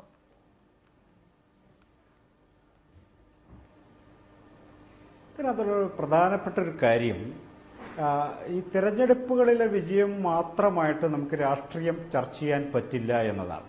മാത്രവുമല്ല, കേവലമായൊരു ദളിത് രാഷ്ട്രീയം എന്നതിനപ്പുറം ഒരു അമ്പക്കറൈറ്റ് രാഷ്ട്രീയമാണ് ഇപ്പോൾ ഇന്ത്യ വ്യാപകമായി ശക്തിപ്പെട്ടുകൊണ്ടിരിക്കുന്നത്, പ്രത്യേകിച്ച് ദളിതർക്കിടയിൽ. ഈ അമ്പക്കറൈറ്റ് രാഷ്ട്രീയം എന്ന് പറയുന്നത് ഹിന്ദുത്വത്തിൻ്റെ വേറിറക്കുന്ന ഒരു രാഷ്ട്രീയമാണ്. അംബേദ്കർ മുന്നോട്ട് വെച്ചിട്ടുള്ള വിമർശനങ്ങൾ, രാഷ്ട്രീയ വിമർശനങ്ങൾ, സാംസ്കാരിക വിമർശനങ്ങൾ, ഹിന്ദുത്വത്തെ ഈ RSS കൊണ്ട് നടക്കുന്ന, സംഘപരിവാർ കൊണ്ട് നടക്കുന്ന ഹിന്ദുത്വ രാഷ്ട്രീയത്തിൽ വേറിറക്കുന്ന ഒരു രാഷ്ട്രീയമാണ് അംബേദ്കർ മുന്നോട്ട് വെച്ചിട്ടുള്ളത്. ആ രാഷ്ട്രീയത്തെ പിന്തുണയ്ക്കുന്ന പുതിയൊരു മൂവ്മെൻ്റാണ് രൂപപ്പെട്ട് വരുന്നത് എന്നതാണ്. അത് രോഹിത് വെമുലയിലോ ജിഗ്നേഷ് മേവാനിയിലോ ചന്ദ്രശേഖർ ആസാദിലൂടെ നമ്മൾ കാണുന്നതാണ്. അവരെത്രമാത്രം വലിയ മൂവ്മെൻറ്റുകൾ ഉണ്ടാക്കി, ഏതൊക്കെ പ്രദേശത്ത് അവർ ചലനമുണ്ടാക്കി എന്നതിനപ്പുറം ഭാവി ഇന്ത്യ മുന്നോട്ട് കൊണ്ടുവരാൻ ശ്രമിക്കുന്ന പ്രധാനപ്പെട്ട രാഷ്ട്രീയത്തിൻ്റെ പതാകവാഹകരായി ഇവരെ കാണാൻ നമുക്ക് കഴിയേണ്ടതുണ്ട്. അത് വളരെ കൃത്യമായി മനസ്സിലാക്കിയിട്ട് തന്നെയാണ് ഒരു എന്തിനാണ് ദളിതരോട് ഇപ്പോൾ ഇത്രമാത്രം സ്നേഹം കവിഞ്ഞൊഴുകുന്നത്? ഇവരൊക്കെ ആരാണ്? ദളിതർ രക്ഷകരായി രംഗത്ത് വരിക, ഞങ്ങളിതാ ദളിതർക്ക് അധികാരം കൊടുത്തിരിക്കുന്നു എന്ന് പറയുക, ഇത് ഒരു ജനാധിപത്യ രാഷ്ട്രത്തിന് സഹിക്കാൻ പറ്റുന്നതിനും അപ്പുറമാണത്.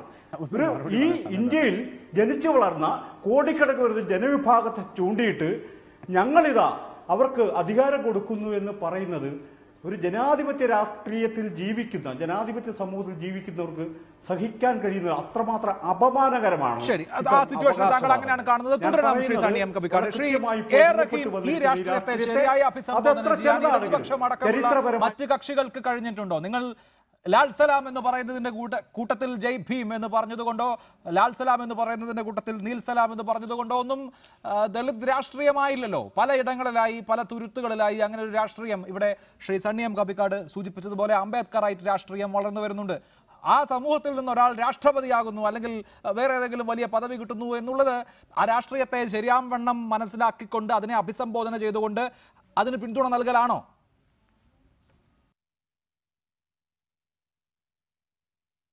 ഇല്ല, അത് ഇപ്പോൾ രാംനാഥ് കോവിന്ദിനെ BJP മുന്നോട്ട് വെച്ചത് യാതൊരു സംശയവും വേണ്ട. വളരെ സ്ഫോടനാത്മക വിധം രാജ്യത്ത് വളർന്നു വരുന്ന ഈ ദളിത് മൂവ്മെന്റ്, ആ ദളിത് മൂവ്മെന്റിൽ നിന്ന് ആ ഭയത്തിൽ തന്നെയാണ് അത് വിറയാർന്ന് അവർ ചെയ്ത കാര്യം തന്നെയാണ്. ഇപ്പോൾ 2-3 കാര്യങ്ങളാണ്. ഇപ്പോൾ ഈ പൊടുന്നനെ പൊട്ടിപ്പുറപ്പെട്ടതാണ് ഈ ദളിത് മൂവ്മെന്റ് എന്ന് ഞാൻ കരുതുന്നില്ല. ഈ രാജ്യത്ത് 2 ദശാബ്ദക്കാലത്തിനായി നടന്നു വരുന്ന നവലിബറൽ സാമ്പത്തിക നയങ്ങളുടെ ഭാഗമായി പാർശ്വവൽക്കരിക്കപ്പെട്ട പൊതുജീവിതത്തിൽ നിന്ന് അവരുടെ തൊഴിലുകൾ നഷ്ടപ്പെട്ടവർ, അങ്ങനെ ഒരുപാട് കാര്യങ്ങൾ, അങ്ങനെ പുറത്താക്കപ്പെട്ട ഒരു സമൂഹം പണ്ടേ അധസ്ഥിതരാണ്. അവർ കൂടുതൽ പാർശ്വവൽക്കരിക്കപ്പെടുന്നു. അതിനു പുറമെയാണ് ഉത്തരേന്ത്യയിൽ വ്യാപകമായി ഭരണത്തിന്റെ കൂടി ഗർവിൽ അഹങ്കാരത്തിൽ RSS ക്രിമിനലുകൾ അഴിഞ്ഞാടുന്ന, അത് ഗോസംരക്ഷണയുടെ പേരിൽ വിവിധ സേനകളുടെ പേരുണ്ടാക്കി ഈ പാവപ്പെട്ട ദളിതരെ വേട്ടയാടുകയാണ്. നിങ്ങൾ നോക്കൂ, ഞാനൊരു കാര്യം ചോദിക്കട്ടെ. ആ ഗുജറാത്തിലെ ദൃശ്യങ്ങളുണ്ടല്ലോ, ചത്ത പശുവിന്റെ തോലുരിഞ്ഞതിന്റെ പേരിൽ തല്ലുകൊള്ളുന്ന ദളിതർ, ആ പരസ്യമായി തല്ലുകൊള്ളുന്ന ദളിതർ ഒന്ന് കരയാൻ പോലും ഭയപ്പെടുകയാണ്. ഞങ്ങളെ തല്ലരുതെന്ന് പറയാൻ നാവുയർത്താൻ പോലും ഭയപ്പെടുകയാണ്. അവിടെയാണ് അവർ സ്വാതന്ത്ര്യം പ്രഖ്യാപിക്കുന്നത്. ജിഗ്നേഷ് മേവാനി കടന്നു വരുന്നത്, അംബേദ്കറൈറ്റ് മൂവ്മെന്റുകൾ കടന്നു വരുന്നത്, രോഹിത് മുമല പ്രസക്തമാക്കുന്നതൊക്കെ അവിടെയാണ്. അപ്പോൾ ഈ സാമ്പത്തിക നയങ്ങൾക്കെതിരായി സമൂഹത്തിൽ ഉയർന്നു വരുന്ന പോരാട്ടങ്ങൾ, അതോടൊപ്പം തന്നെ ജാതീയമായ ഉച്ചനീചത്വങ്ങൾക്കെതിരെ ഉയർന്നു വരുന്ന പോരാട്ടങ്ങൾ, ഇതെല്ലാമാണ്. ഇപ്പോൾ ഇദ്ദേഹം RSSന്റെ മേന്മയെക്കുറിച്ചുള്ള വാചാലമായി അഭിലാഷ് ചോദിച്ചത് വളരെ പ്രസക്തമായ ചോദ്യമാണ്. ഞാൻ ആ ചോദ്യം ആവർത്തിക്കുന്നില്ല. ഞാൻ ഒരു കാര്യം ചോദിക്കുന്നു. ഈ രാജ്യത്ത് അയിത്തമുണ്ട്, അനാചാരങ്ങളുണ്ട്. ഇപ്പോഴും ദളിതർ അകറ്റി നിർത്തപ്പെടുന്നു. ദളിതർക്ക് ക്ഷേത്രപ്രവേശനം വേണമെന്ന് ആവശ്യപ്പെട്ട് ഈ രാജ്യത്തെവിടെയെങ്കിലും ഒരിടത്ത് RSS നടത്തിയൊരു മൂവ്മെന്റ് ശ്രീ ഗോപാലകൃഷ്ണൻ ചൂണ്ടിക്കാണിച്ചു തരാം. ശരി, ഒരു നിമിഷം ശ്രീ റഹീം, ഞാൻ അതിലേക്ക് വരാം. ശ്രീ ബി ഗോപാലകൃഷ്ണൻ, എനിക്ക് കുറെ ചോദ്യങ്ങളുണ്ട്. കുറെ ചോദ്യം ഉണ്ടാവുമല്ലോ. അതെ, ആദ്യത്തെ ചോദ്യം, നമ്മൾ ഈ പറയുന്ന രാഷ്ട്രീയ സാഹചര്യത്തെ എങ്ങനെ അഭിസംബോധന ചെയ്യും എന്ന് വരുമ്പോൾ BJPയെ സംബന്ധിച്ച് ഇവിടെ സൂചിപ്പിക്കപ്പെട്ട സ്ഫോടനാത്മകമായ ഒരു സാഹചര്യം തിരിച്ചറിയുന്നു എന്നുള്ളതാണ്. കഴിഞ്ഞ ദിവസം താങ്കൾ പത്രത്തിൽ വായിച്ചിട്ടുണ്ടാകും, സെഹറാൻപൂരിൽ ആക്രമിക്കപ്പെട്ട ദളിതരായിട്ടുള്ള ആളുകൾ അവരുടെ കൈവശം അന്നേ വരെ ഉണ്ടായിരുന്ന ഹൈന്ദവ വിഗ്രഹങ്ങൾ തൊട്ടടുത്ത കനാലിൽ ഒഴുക്കുകയാണ് ചെയ്തത്. അവർ ബുദ്ധമതം സ്വീകരിക്കാൻ പോവുകയാണ്. ചന്ദ്രശേഖർ ആസാദ് എന്ന ചെറുപ്പക്കാരൻ അവിടെ രാഷ്ട്രീയ മുന്നേറ്റമാണ് നടത്തുന്നത്. അയാൾക്കെതിരെ എത്ര കേസ് ചുമത്തി? അയാൾ ജന്തർ മന്ദറിലേക്ക് വരും എന്ന് എന്തിനാണ് ഭയപ്പെടുന്നത്? അയാളെ കേസിൽ ചുമത്തി അകത്താക്കിയത് കൊണ്ടാണ് അയാളുടെ അമ്മയ്ക്ക് ജന്തർ മന്ദറിലേക്ക് വരേണ്ടി വന്നത്. ചന്ദ്രശേഖർ ആസാദ് ഒരു ചെറിയ മനുഷ്യനല്ലേ, എന്തിനാണ് അയാൾ എത്രയും ഭയപ്പെടുന്നത്? അഭിലാഷിന്റെ ചോദ്യം അസംബന്ധമാണ്. അതിന് ഉത്തരം പറഞ്ഞുതരാം. അസംബന്ധം എന്നാണ് അതിൻ്റെ ഒന്നാമത്തെ ഉത്തരം. രണ്ടാമത്തെ ഉത്തരം ഞാൻ പറഞ്ഞുതരാം. അതിനു മുമ്പ് ഞാൻ ആ അംബേദ്കറൈറ്റ്സിൻ്റെ കാര്യം പറഞ്ഞല്ലോ. അംബേദ്കറെ ഇങ്ങനെ വികലമായി ചിത്രീകരിക്കരുത്. കാരണം അംബേദ്കർ ഒരിക്കലും രാജ്യവിരുദ്ധ മുദ്രാവാക്യം മുഴക്കിയിട്ടില്ല.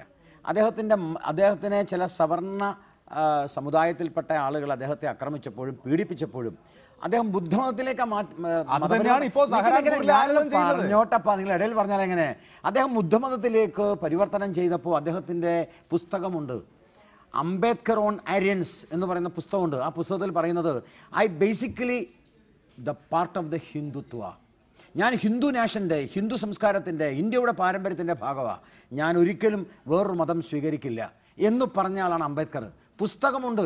ആ അംബേദ്കറെയാണ് ഇന്നത്തെ അംബേദ്കറൈറ്റ്സ് വിളിക്കുന്നത് JNUവിൽ വിളിച്ചത് കാശ്മീർ ഇന്ത്യയുടെ ഭാഗമല്ല സ്വതന്ത്രമായിക്കോട്ടെ, കേരളം ഇന്ത്യയുടെ ഭാഗമല്ല സ്വതന്ത്രമായിക്കോട്ടെ എന്നാ. ഒരിക്കലും രാജ്യദ്രോഹത്തിന് മുദ്രാവാക്യം വിളിച്ചിട്ടില്ല. അതുകൊണ്ട് അംബേദ്കറൈറ്റിസിന് ഞാൻ പറയട്ടെ, അംബേദ്കറൈറ്റിസിന് ചർച്ച മാറുന്നില്ല.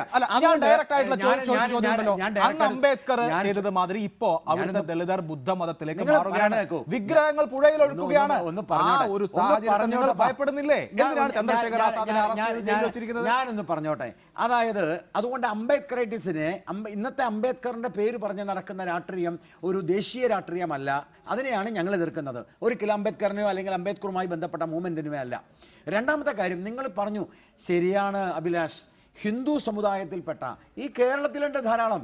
എത്ര അയിത്തം കേരളത്തിലുണ്ട്. നിങ്ങൾ ഇപ്പൊ ഇവിടെ ഭരിക്കുന്ന രാഷ്ട്രീയ സംരക്ഷണം നിങ്ങൾ ഞാനൊന്ന് പറയട്ടെ, നിങ്ങൾ ഞാൻ പറയുമ്പോൾ ഇടയിൽ സംസാരിക്കുന്നത് അല്ല.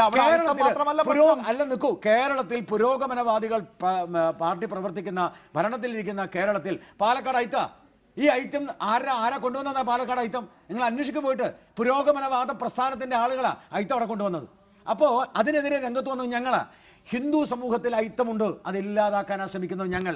ഹിന്ദു സമൂഹത്തിന് ഒറ്റ ലക്ഷ്യത്തോടു കൂടി, ഹിന്ദു സമൂഹത്തിന് ഒന്നായി കണ്ടുകൊണ്ട് BJPയും RSSും ശ്രമിക്കുന്നത് ഹിന്ദുത്വം ഈ നാടിന്റെ സംസ്കാരമാണ്, പാരമ്പര്യം. ഞാൻ ചോദിച്ച ചോദ്യത്തിന് താങ്കൾ ഉത്തരം എന്താ ഉത്തരം? ജിഗ്നേഷ് മേവാനി എന്തുകൊണ്ടാണ് യാത്ര നടത്തിയ വേളയിൽ അറസ്റ്റിലായത്? ജിഗ്നേഷ് മേവാനി എന്തിനാണ് മദ്രാസ് IITയിൽ ഒരു സംഘടന ഉണ്ടായിരുന്നത്, പെരിയാർ അംബേദ്കർ ഇവിടുത്തെ ഇടതുപക്ഷ government? Ambedkar Periyar study circle ഉണ്ടായിരുന്നല്ലോ മദ്രാസ് IITയിൽ. എന്തിനാണ് അവർക്ക് നേരെ കായികമായ ആക്രമണം നടത്തിയത് ABVP-ക്കാർ? ഞാനൊരു കാര്യം പറയട്ടെ, ഏതെങ്കിലും ഒന്നോ രണ്ടോ സ്ഥലത്ത് നടക്കുന്ന അഭിലാഷ്, ഏതെങ്കിലും സ്ഥലത്ത് നടക്കുന്ന എന്തെങ്കിലും വിഷയങ്ങൾ വെച്ചുകൊണ്ട് ഒരു പ്രസ്ഥാനത്തിന്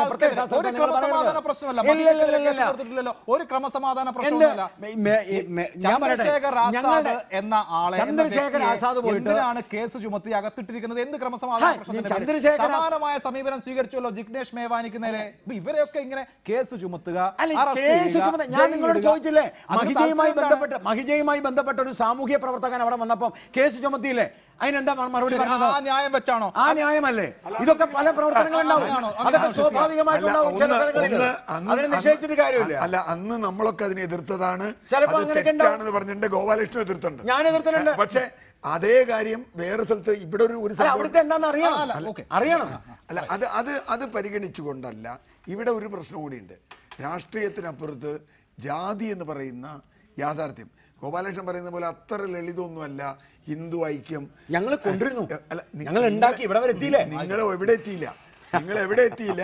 അതിന്റെ ഭരിച്ചു, ഞങ്ങൾ ഭരിക്കുന്നത് ആ കാഴ്ചപ്പാടില്ല. പലരും ഭരിച്ചിട്ടുണ്ട്. പ്രശ്നം അതല്ല, ഇന്ത്യ ഭരിച്ചോലിയോ എന്നുള്ളതല്ല, സമൂഹത്തിന്റെ യാഥാർത്ഥ്യം എന്താണെന്നുള്ളതാണ്. ആ യാഥാർത്ഥ്യമാണ് ഇപ്പോൾ നേരത്തെ പറഞ്ഞ പോലെ ഈ ജിഗ്നേഷ് മേവാനിയും അല്ലെങ്കിൽ ചന്ദ്രശേഖർ ആസാദ് ഉയർത്തിക്കൊണ്ടുവരുന്നത്, JNUവിൽ ഉയർന്നു വരുന്നത്. അതിനെയൊക്കെ ഇവർ ദേശവിരുദ്ധമായിട്ട് കാണുന്നത് എന്തുകൊണ്ടാണ്? ഇവരുടെ വിശാല ഹിന്ദു ഐക്യത്തിന്റെ പദ്ധതി പൊളിഞ്ഞു പോകുന്നുള്ളതുകൊണ്ടാണ്. കാരണം അത് നിലനിൽക്കില്ല. കാരണം ജാതി അത്രയ്ക്കും യാഥാർത്ഥ്യമാണ്. ഇപ്പൊ കേരളത്തിലുണ്ടെന്ന് പറഞ്ഞു, കേരളത്തിലും ഒരു ത്വയിച്ച വാച്ചൊന്നും കളഞ്ഞിട്ടില്ല. ഇപ്പൊ ശരിയാണ്, ഞാനും പോയിട്ടുണ്ട് പാലക്കാട് സ്ഥലത്ത്, അവിടെ ഉണ്ട്. അതിൽ ഞാൻ പറയുന്നത് അത് രാഷ്ട്രീയ കക്ഷികൾ, ഇവിടെ മുഖ്യധാര എന്ന് പറയുന്ന രാഷ്ട്രീയ കക്ഷികളുടെ പരിമിതിയാണ്. ശരി, ആ പരിമിതിയാണ് ഇപ്പൊ ഈ ചർച്ച. ജാതി യാഥാർത്ഥ്യമാണ്, പക്ഷെ ജാതിക്ക് അപ്പുറത്താണ് സംസ്കാരം. അതുകൊണ്ട് സാംസ്കാരിക ദേശീയതയാണ് ഞങ്ങളുടെ ലക്ഷ്യം. ശരി, നിങ്ങളുടെ ലക്ഷ്യം അങ്ങനെയാണ്. ശ്രീ സണ്ണി M കബിക്കാട്, ഇതൊക്കെ ഒരു സാധാരണ ക്രമസമാധാന പ്രശ്നമായി താങ്കൾ കാണുന്നുണ്ടോ?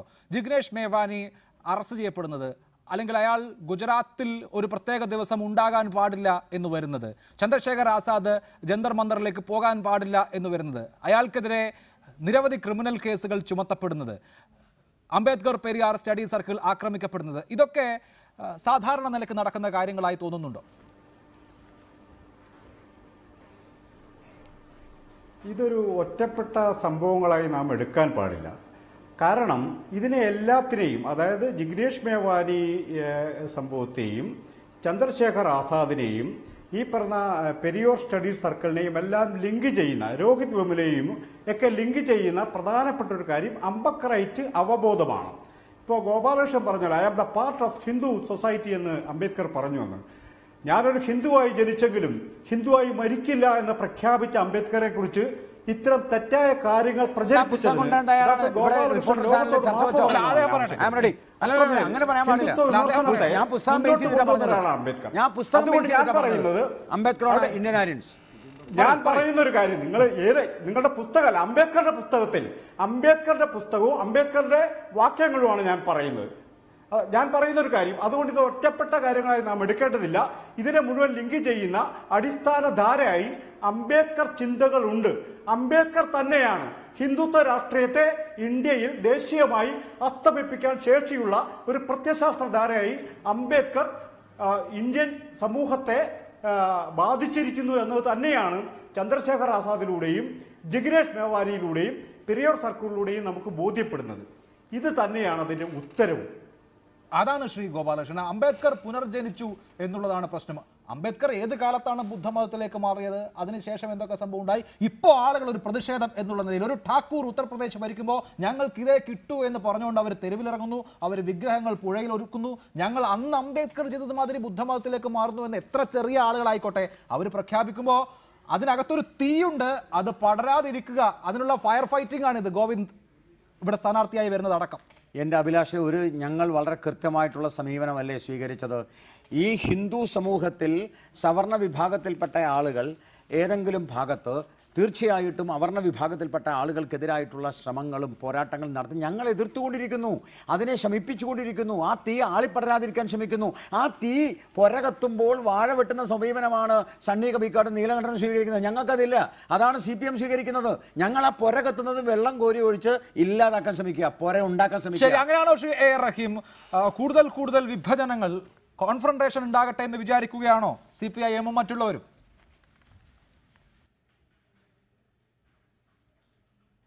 അല്ല, ഇവിടെ ഞാൻ നേരത്തെ ചോദിച്ച ചോദ്യത്തിന് ശ്രീ ഗോപാലകൃഷ്ണൻ ഉത്തരം പറഞ്ഞില്ല. ഞാൻ ചോദിക്കുന്നു, RSSന്റെ നിലപാട് പറയട്ടെ. ഈ രാജ്യത്ത് അവർണർക്ക് ക്ഷേത്രപ്രവേശനം വേണം എന്ന നിലപാടുണ്ടോ? ഒന്ന് മറുപടി പറഞ്ഞോട്ടെ. BJP സൗത്ത് ഇന്ത്യയിൽ ആദ്യമായി ഭരിച്ച കർണാടക. അവിടെ ഇപ്പോഴും ദളിതർ സവർണർ കഴിച്ച ഭക്ഷണത്തിന്റെ എച്ചിലകൾക്ക് മുകളിൽ കിടന്ന് ഉരുളണം, മടസ്നാന. എന്തേ നിങ്ങൾ നിർത്തിയില്ല? നിങ്ങൾക്ക് അധികാരമുണ്ടായിരുന്നല്ലോ. മടസ്നാന എന്ന ദുരാചാരം നിങ്ങൾക്ക് അധികാരം ലഭിച്ച കർണാടകയിൽ എന്തുകൊണ്ട് അവസാനിപ്പിച്ചില്ല? ഇപ്പോഴും ദുരഭിമാന ഹത്യകൾ നടക്കുന്നു. എത്ര കൊലപാതകങ്ങളാണ്! മനുഷ്യരായവരെ പരിഗണിക്കുന്നുണ്ടോ? നേരത്തെ ശ്രീ RSSന്റെ സർസംഘചാലകായ ഒരു ദളിതൻ വന്നിട്ടുണ്ടോ എന്ന് അഭിലാഷ് ചോദിച്ചില്ലേ? RSSന്റെ കാര്യാലയങ്ങൾക്കകത്ത് പോലും ഈ ദളിത് വിഭാഗത്തിന് വിലക്കുണ്ട്. അഭിലാഷേ, ഇത് രാജ്യത്തിന്റെ യാഥാർത്ഥ്യമല്ലേ? നിങ്ങൾ പറയുന്ന ഹിന്ദു, നിങ്ങൾ പറയുന്ന ഹിന്ദുത്വം രണ്ടും രണ്ടാണ്. ശ്രീ ഗോപാലകൃഷ്ണൻ വളരെ തത്വജ്ഞാനിയായി പറയും ഹിന്ദുത്വം. നിങ്ങൾ മനസ്സിലാക്കണം, മദൻ മോഹൻ മാളവിയ പണ്ട് ഈ കേരളത്തിൽ വന്നിട്ടുണ്ട് ഹിന്ദു ബനാറസ് സർവകലാശാലയ്ക്ക് വേണ്ടി പണപ്പിരിവ് നടത്താൻ വേണ്ടി. അന്ന് അദ്ദേഹം നടത്തിയ ഒരു ആ പ്രസംഗത്തിൻ്റെ ഇടയിൽ നടന്ന ഒരു സംഭവവും C. കേശവന്റെ ജീവിത സമരം എന്ന പുസ്തകത്തിലുണ്ട്. അദ്ദേഹം എടുത്ത് വായിക്കണം. അദ്ദേഹം ഈ രാജ്യത്ത് താങ്കൾ ഈ പറഞ്ഞതുപോലെ ഹൈന്ദവ ഏകീകരണത്തെക്കുറിച്ചും ഈ രാജ്യത്ത് രാമരാജ്യം പണിതുയർത്തുകയാണ് ആവശ്യമെന്നതിനെ കുറിച്ചും പറഞ്ഞുകൊണ്ടിരുന്നപ്പോൾ മദൻ മോഹൻ മാളവിയെ ലംഘിച്ചുകൊണ്ട് ആ സദസ്സിൽ എഴുന്നേറ്റ് നിന്ന് ഇനി ഒരക്ഷരം നിങ്ങൾ ഇതിനെക്കുറിച്ച് മിണ്ടരുതെന്നും ഞാൻ ഉൾപ്പെടെയുള്ള അവർണ സമൂഹം നിങ്ങളുടെ ഹിന്ദു എന്ന ആശയത്തിനുള്ളിൽ വരുന്നില്ല എന്നും പറഞ്ഞയാള് വേറെ ആരും ആയിരുന്നില്ല, അത് സഹോദരൻ അയ്യപ്പനായിരുന്നു. അതിന് മറുപടി പറയാം. എന്റെ ഒരു ചോദ്യം കൂടി അതിന് അനുബന്ധമായിട്ടുണ്ട് ശ്രീ ഗോപാലകൃഷ്ണൻ. ഇന്ന് കാഞ്ചായലയ ഒരു ലേഖനത്തിൽ ചോദിക്കുന്നു, എന്തായാലും രാഷ്ട്രപതി ഭവനിൽ ഒരു ദളിതൻ വരുവാണല്ലോ, ആ ദളിതന് ഇവിടുത്തെ ദളിതുകളെ, ഈ രാജ്യത്തെ ദളിതുകളെ ഗോ സംരക്ഷകരിൽ നിന്നും വെജിറ്റേറിയനിസത്തിൽ നിന്നും രക്ഷിക്കാൻ സാധിക്കുമോ? Yes or no?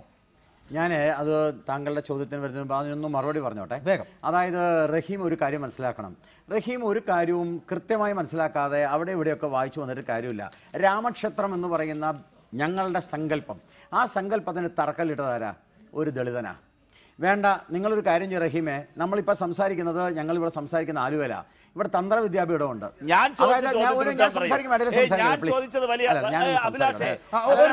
ഞാൻ മിണ്ടില്ലല്ലോ നിങ്ങൾ സംസാരിക്കുമ്പോൾ. You just calm and quiet. ഞാൻ കാമൻ ക്വയറ്റ് ഒന്ന് പറഞ്ഞോട്ടെ. ഞാനൊന്ന് പറഞ്ഞോട്ടെ മാഷേ. എന്ത് വിവരമില്ലാണ്ട് പറയണേ. ഞാനൊന്ന് പറഞ്ഞോട്ടെ. ക്ഷേത്രപ്രവേശനമല്ല റഹീമെ, ക്ഷേത്രത്തിൻ്റെ ഉള്ളിൽ പൂജ ചെയ്യാനുള്ള അവകാശമുണ്ടല്ലോ. ആ അവകാശം ജന്മമല്ല കർമ്മമാണെന്ന് പറഞ്ഞുകൊണ്ട് ദളിതനെ അത് പഠിപ്പിക്കുന്ന സ്ഥലമാണ് RSSന്റെ തന്ത്രവിദ്യാപീഠം. നിങ്ങൾ ആലുവയിൽ വന്നോ, നിങ്ങൾ ആരെങ്കിലും കൊണ്ടുവന്നോ, ഞങ്ങൾ പഠിപ്പിക്കാം. നിങ്ങൾ എന്ത് വർത്താനം അങ്ങനെയെങ്കിൽ ഗോപാലകൃഷ്ണൻ കേരളത്തിൽ പ്രവർത്തിച്ചുകൊണ്ടിരിക്കുന്ന RSSന്റെ ആലുവയിലെ ക്ഷേത്രതന്ത്ര വിദ്യാപീഠത്തിൽ ഇതുവരെ പഠിച്ചിറങ്ങിയ ഒരു ദളിതന്റെ പേര് പറ. രാകേഷ് ആരാ? ഈഴവ സമുദായത്തിൽപ്പെട്ട ആളാണ് രാകേഷ്. നിങ്ങൾ പോയിട്ട് ആദ്യം തന്നെ വിശ്വ ഹിന്ദു പരിഷത്തിന്റെ ആദ്യത്തെ വിശാല ഹിന്ദു സമ്മേളനം നടത്തിയ സമയത്ത് അന്ന് ഗണപതി ഹോമം നടത്തിയ ശ്രീധരൻ നന്ദി ആരാ? ശ്രീധരൻ നന്ദി നിങ്ങൾ അറിയില്ല മിസ്റ്റർ, നിങ്ങൾ അറിയാതെ മിണ്ടാതിരിക്കുക. വേറെ വല്ല ആൾക്കാരോടും പോയി സംസാരിക്കുക. ആരും വിവരമില്ലാത്ത കാര്യങ്ങളൊന്നും എന്നോട് സംസാരിക്കല്ലേ. നിങ്ങൾ റഹീമെ വാസ്തവങ്ങൾ വെറുതെ അതും ഇതൊന്നും വളച്ചു പറയല്ലേ. ഞാൻ തീർത്തോട്ടെ. ഏറ്റവും കൂടുതൽ അല്ലല്ല ഒറ്റ കാര്യം നിങ്ങളോട് പറയാം. നിങ്ങൾ ഏറ്റവും കൂടുതൽ ഇപ്പൊ ആദിശങ്കരനൊക്കെ വരുന്നത് EMS ആണെന്ന് പറഞ്ഞില്ലേ? EMSന്റെ വീട്ടിൽ പൂജ നടത്തുന്ന ആരാന്ന് പറയുന്നത് നിങ്ങൾക്ക്? EMSന്റെ വീട്ടിൽ പൂജ നടത്തുന്ന പൂണൂലിട്ട ആളാ. EMSന്റെ വീട്ടിലാ ചാതു പറഞ്ഞ അത് ആദ്യം പോയി മാറ്റ്. കഴിഞ്ഞ മലപ്പുറം തെരഞ്ഞെടുപ്പിൽ ഞാൻ പോയതാ.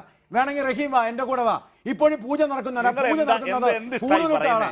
ആദ്യം പോയിട്ട് അത് ശരിയാക്കി നിങ്ങൾ സംസാരിക്കാം.